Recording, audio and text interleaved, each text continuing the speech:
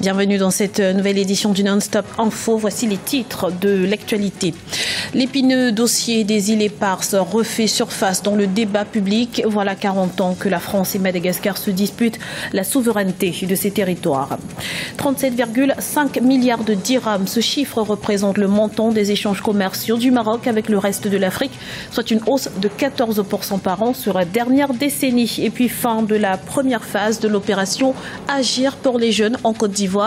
1722 projets ont été retenus à Abidjan.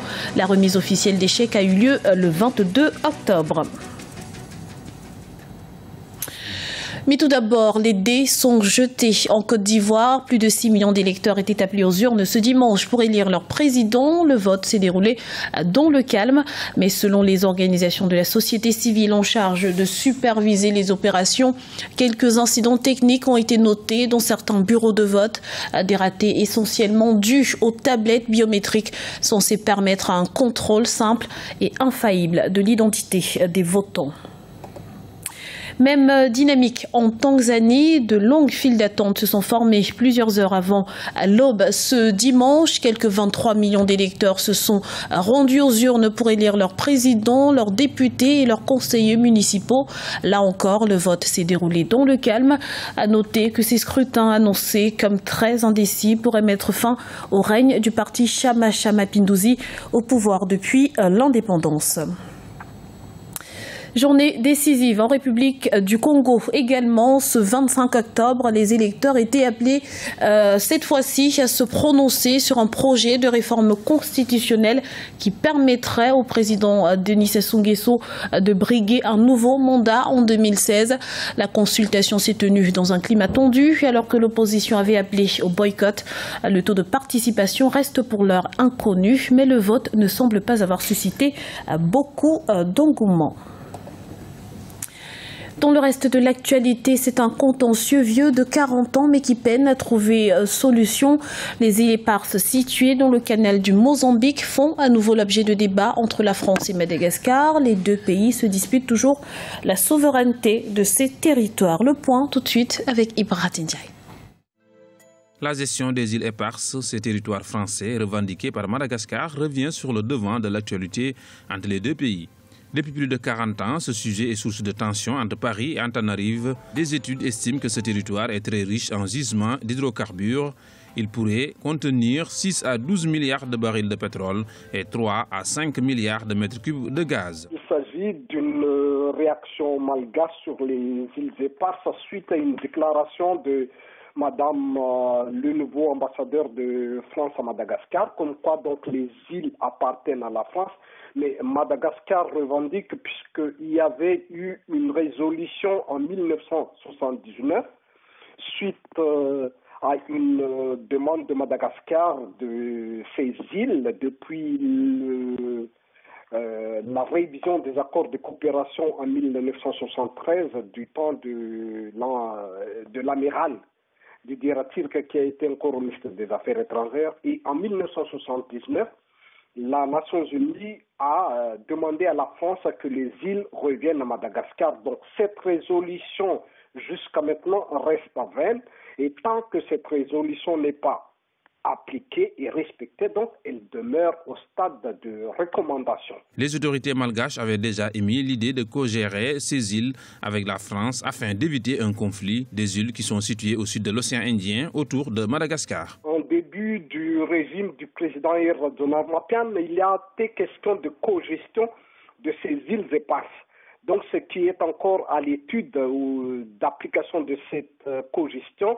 Mais il ne faut pas oublier qu'en mois de septembre dernier, le Premier ministre malgache s'est rendu auprès de son homologue à Matignon et il a été question d'une révision d'accord de partenariat. Il se peut donc que le gouvernement, le régime malgache a ses idées.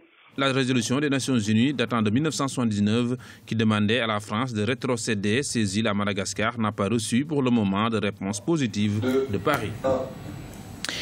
Le Maroc s'érige de plus en plus en locomotive de la coopération sud-sud. Voilà en effet quelques années déjà que le Royaume s'est lancé dans une véritable offensive économique et diplomatique vers l'Afrique subsaharienne.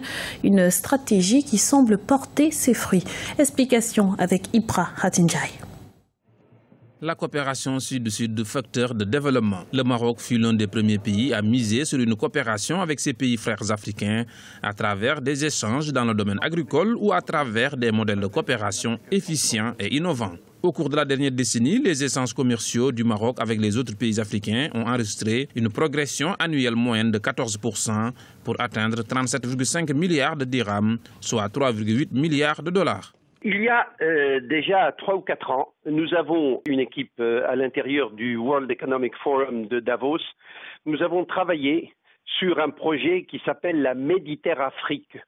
C'est l'ouverture de l'Afrique subsaharienne sur la Méditerranée et plus loin sur l'Europe et l'Asie. Et ce projet Méditerrafrique montre tous les avantages et pour l'Afrique subsaharienne et pour l'Afrique du Nord d'une telle ouverture parce qu'elle donne des opportunités nouvelles pour la croissance économique mutuellement bénéfique.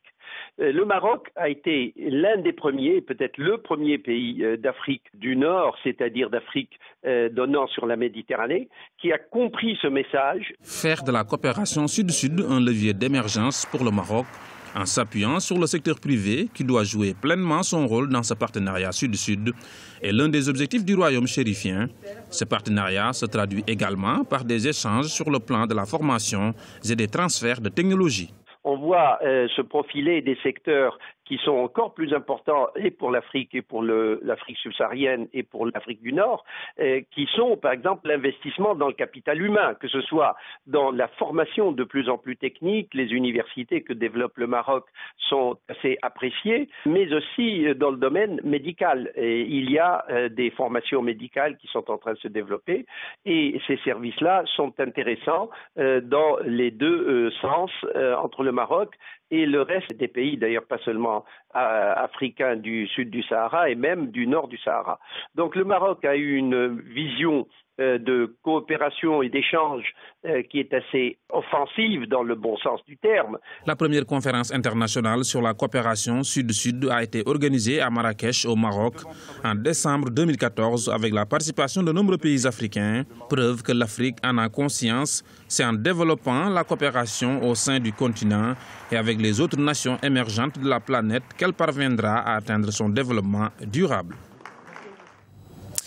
Fin de la première phase de l'opération Agir pour les jeunes en Côte d'Ivoire. À Abidjan, capitale économique, l'initiative a permis de soutenir 1722 projets individuels et collectifs à hauteur de plus de 680 millions de francs CFA. Des détails avec Ibrahim Ndiaye.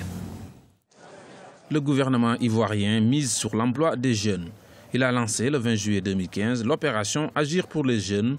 Objectif, donner un réel coup d'accélérateur aux initiatives existantes en faveur de l'emploi des jeunes. À Abidjan, le dispositif a permis d'identifier 1722 projets individuels et collectifs qui seront financés à plus de 686 millions de francs CFA. Souvenons-nous, il y a 5 ans, le président Alassane Ouattara promettait de créer 1 million d'emplois tout au long de son mandat. Eh bien, sachez que c'est plus d'1 300 000 emplois qui ont été effectivement créés au 31 décembre 2014. Promesse faite, promesse tenue. La population de la Côte d'Ivoire est constituée à 77% de jeunes de moins de 35 ans. Ces jeunes constituent le plus gros contingent des demandeurs d'emploi. 9,7% des jeunes sont au chômage. Il y a un engouement, il y a une adhésion. On ne peut pas faire un bilan avant peut-être 6 mois, 1 an pour voir ce que ces jeunes auront fait des 600 millions mis à leur disposition. Et si les projets sont des projets rentables qui ont été financés et s'ils auront la capacité de rembourser cette aide-là qui n'est pas un don, c'est une aide et il faut pouvoir travailler, rembourser, faire des bénéfices et encourager l'État à poursuivre l'opération. Agir pour les jeunes s'inscrit dans le cadre permanent du partenariat entre l'Agence Emploi Jeunes, la Banque Atlantique et l'UNACOPEXI. Le gouvernement ivoirien avait décidé d'étendre l'opération sur toutes les régions et a porté le montant de ce projet à 4 milliards de francs CFA. C'était le journal de la rédaction. Merci pour votre fidélité. Retrouvez dans un instant une nouvelle édition de l'information sur Africa 24.